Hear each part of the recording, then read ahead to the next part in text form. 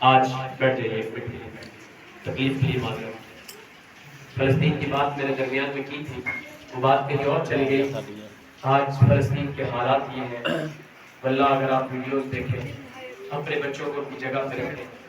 اگر آپ کو درد نہیں نہ ہوتا، اپنا بیٹا حسن ہے، آپ کا بیٹا عبداللہ ہے، آپ کا بیٹا احسان ہے، ابو بکر ہے، اس کو سوچیں کہ اس کو ذرا بارود گولا لگا ہے اور یہ بچہ تڑپ رہا ہے، میں اس کو اپنی آنکھوں سے دیکھ رہا ہوں، پوری امت مسلمہ دائیں بائیں ٹی وی پر میرا تماشا دیکھ رہی ہے۔ سوچو کہ آپ کے حالات کیا۔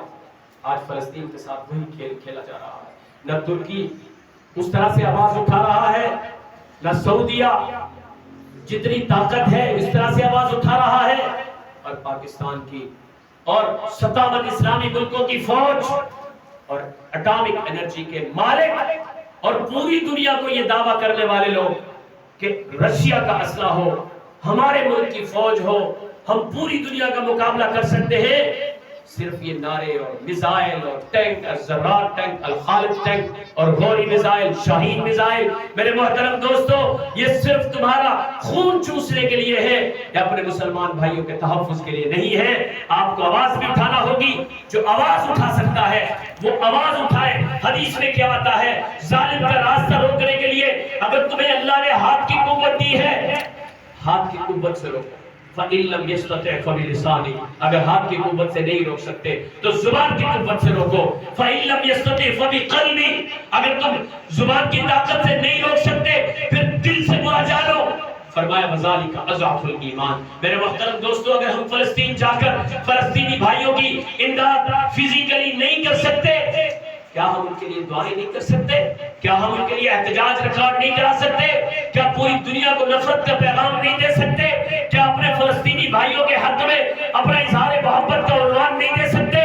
کیا ہم اپنی 2-4 روپے کی جان مال عزت آبرو بچانے کے لیے اور اپنی بہنوں کا تقدس، اپنی بہنوں کے بکھرے ہوئے لوتھڑے، ان کی لٹتی ہوئی عزتیں اور تڑپتے ہوئے لاشیں اور بچے، قبضہ ہوتی ہوئی ان کی زمینیں اور قبلہ اول کی پکار، آج ہمیں اس بات کی طرف کیوں نہیں متوجہ کر رہی؟ میرے محترم دوستو، آج ہمیں وقت آ گیا ہے جانی والی ان کے ساتھ کھڑا ہونے کے لیے۔ ہمیں فلسطین نے پکارا ہے، فلسطین کو اس وقت امداد کی ضرورت ہے، اور الحمدللہ اس وقت جمعیت علماء اسلام کوٹ رادہ کشن اس کے لیے بھرپور آواز اٹھا رہی ہے۔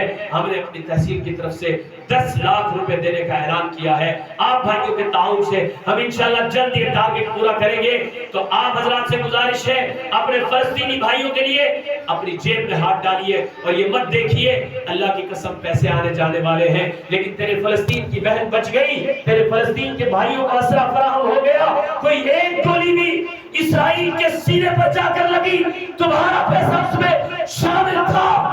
خدا کی قسم صلاح الدین ایوبی کے بیٹوں میں کھڑا ہونا یہ اللہ کی ذمہ داری ہے۔ محمد رسول اللہ کی سب میں کھڑے ہونا یہ محمد رسول اللہ آپ کی سفارش کی ذمہ داری لیں گے۔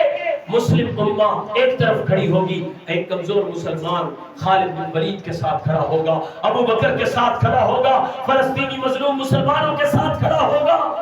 جو امداد کرے گا وہ ان کی صف پہ کھڑا ہوگا۔ کیوں بھائی، آپ امداد کرنے کے لیے تیار ہیں؟ انشاءاللہ۔ میرے محترم دوستو، نہ 1000 دیکھو، نہ 2000 دیکھو، نہ 100 روپے کا نوٹ دیکھو، اپنی جیب میں ہاتھ ڈالو، اپنی قوت کے ساتھ، اپنے ایمان کے ساتھ، اپنے مسلم جذبے کے ساتھ، اپنی حریت کے ساتھ یہ امداد اس جگہ پہ رکھو، اور کوئی یہ نہ دیکھے کہ میرے پاس 10 ہے تو 10 ڈال دو، 50 ہے تو 50 ڈال دو، اور ان اپنے مسلمان بھائیوں کے ساتھ امداد کر کے اپنے اس محبت کا ثبوت دو۔ ہمت کرو بھائی صاحب۔